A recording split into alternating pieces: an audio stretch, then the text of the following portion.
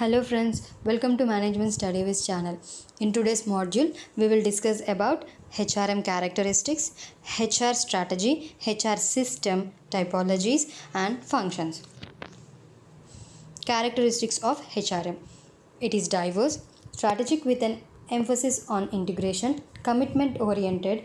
It is based on the belief that people should be treated as assets, that is human capital, unitarist rather than pluralist, individualistic rather than collective in its approach to employee relations.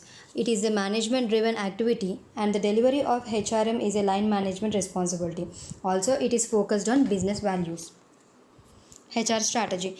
HR strategy is designed to develop skills, attitudes, and behavior among the staff that will help the organization meet its goals. HR strategy consists of principles for managing the workforce through HR policies and practices. It covers various areas of human resources functions such as recruitment, compensation, performance management, reward, recognition, employee relations, and training. HR strategy aims at developing highly committed and flexible people, internal markets that reward commitment with promotion and a degree of job security, and also a participative leadership style that forges a commonality of interest and mobilizes consent to the organization's goals. HR strategy must be aligned with the organization's vision, mission, and goals. In developing an HR strategy, the company must analyze the characteristics of its industry, determine its competitive advantage, identify key processes and key people. Creating different strategies for all groups of people in the organization may be necessary depending on their skills, knowledge, and responsibilities. The strategy must look at the organization's culture, structure, people, and systems. HR system. HR system is a collection of philosophies, strategies, practices, policies, processes, and HR programs. Human resource management operates through human resource systems that bring together in a coherent way.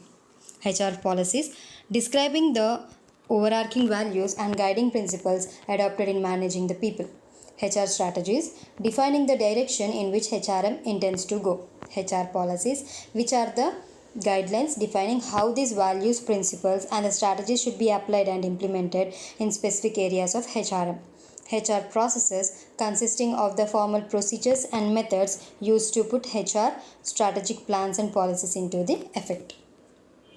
HR practices comprising the informal approaches used in managing people. HR programs which enable HR strategies, policies, and practices to be implemented according to the plan. So Becker and Gerhardt have classified these components into three levels. Those are the system architecture, policy alternatives, and processes and practices. HRM typologies. HR typologies are abstractions that may not be existing in workplace, but they help in understanding nature of HR strategies.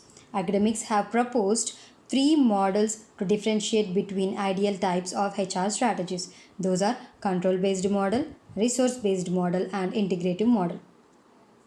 Control-based model. It is the first approach to modeling different types of HR strategy, which is based on workplace control and managerial behavior to direct and monitor employee role performance. According to this perspective, management structures and HR strategy are the instruments and techniques to control all aspects of work to secure a high level of labor productivity and a corresponding level of profitability.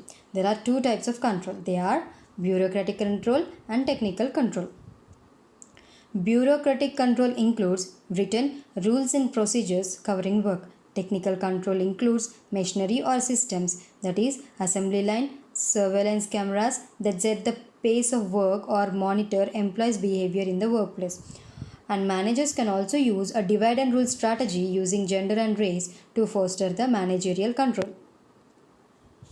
Resource-based model. The resource-based approach exploits the distinctive competencies of a work organization based on its resources and capabilities. An organization's resources can be divided into tangible and intangible resources. The capabilities are the collective skills possessed by the organization to coordinate effectively all the resources. And four characteristics of resources and capabilities are value, rarity, inimitability, and non substitutability. These are very important in sustaining competitive advantage. So, from this perspective, collective learning in the workplace on the part of managers and non managers helps on how to coordinate workers' diverse knowledge and skills, integrate diverse information technology, and it is a strategic asset that rivals find difficult to replicate. In other words, leadership capabilities are critical to harnessing the firm's human assets. Integrative model. Bamberger and Misholem integrate the two main models of HR strategy. One focusing on the strategy's underlying logic of managerial control, the other focusing on the reward effort exchange. They built a model that characterizes the two main dimensions of HR strategy involving acquisition and development and the locus of control. Acquisition and development are concerned with developing internal human capital. Locus of control is concerned with the degree to which HR strategy focuses on monitoring employees' compliance with process based standards. So, these two main dimensions. What are those two main dimensions? Acquisition and development, and the locus of control. So, these two main dimensions of HR strategy yield four different ideal types of dominant HR strategy. So, what are the four different ideal types? Commitment, collaborative, paternalistic, and traditional.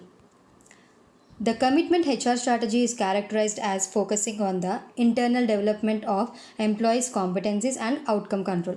The collaborative HR strategy involves the organization subcontracting work to external independent experts, giving extensive autonomy and evaluating their performance primarily in terms of the end results. The paternalistic HR strategy offers learning opportunities and internal promotion to employees for their compliance with process-based control mechanisms. The traditional HR strategy is viewed as or based on focusing on the external recruitment of competencies and behavioral or process-based controls. Functions of HRM. Friends, there are two types of functions: managerial functions and operational functions. Managerial functions are planning, organizing, directing, and controlling. Operational functions are procurement, development, compensation, integration, and maintenance.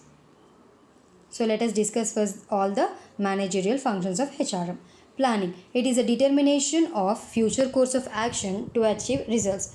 It also involves planning of human resources, recruitment, selection, and training of the employees. Organizing. It is concerned with the proper grouping of personal activities or assigning of different groups of activities to different individuals and the delegation of authority. Directing. It involves supervising and guiding the personnel. To execute plans, direction is essential, for without direction, there is no destination. Controlling. It implies checking, verifying, and regulation to ensure that everything occurs in conformity with the plans adopted and the instructions issued. Now, operational functions of HRM, friends. Procurement function. It is concerned with securing and employing the right kind and proper number of people required in accomplishing the organizational objectives. It consists of job analysis, HR planning, recruitment, selection, placement, and induction. Development function. HRD is the process of improving the knowledge, skills, aptitudes, and values of employees so that they can perform the present and future jobs more effectively. This function comprises of performance and potential appraisal, training, executive development, career planning, and development. Compensation function. It is the process of provided adequate, equitable, and fair remuneration to the employees. It includes job evaluation, wage and salary administration, incentives, bonuses, fringe benefits, social security measures, etc. Integration function. It is the process of reconciling the goals of organization with those of its members. Integration involves motivating employees, job satisfaction, managing stress of the employees, collective bargaining, conflicts resolution, etc. Maintenance function. It is concerned with protection and promoting the physical and mental health of employees. For this purpose, several types of fringe benefits such as housing, medical aid, educational facilities, social security, etc. So friends, that's all for today. Hope you all enjoyed the video or liked the video. Please like, share and subscribe the channel for the latest updates. Thank you friends.